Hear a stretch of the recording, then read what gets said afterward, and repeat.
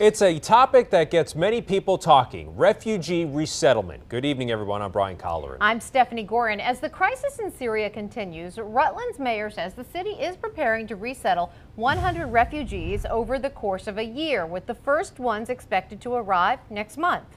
After a divisive election season with immigration a top issue, a discussion was held tonight on how resettlement impacts the Green Mountain State.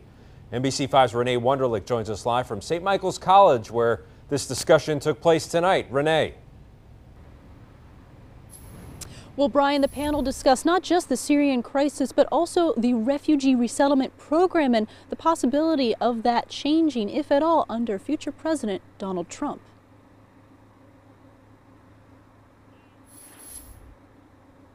I represent the entire community. We are excited to be a host community. Rutland Mayor Christopher Loris says he's committed to refugee resettlement.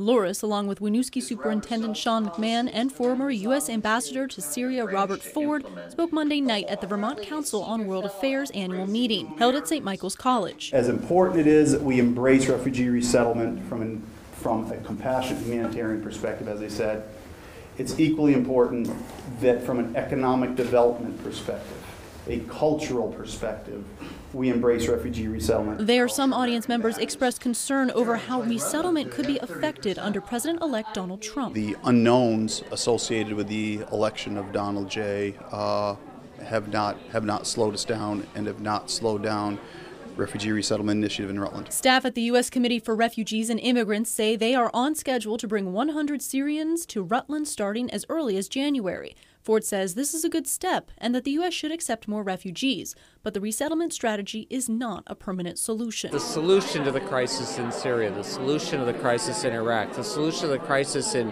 Somalia or Congo or Bhutan is not resettling refugees. The solution is for those countries themselves to develop political answers, political agreements to stop the wars in their countries. It's the wars that are generating refugees.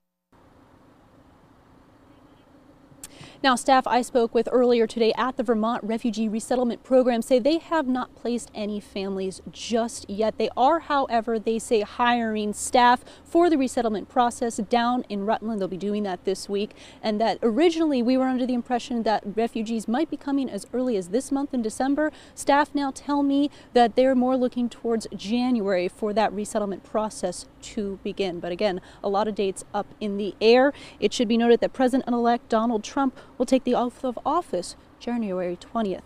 Live in Colchester, Renee Wunderlich, NBC5 News.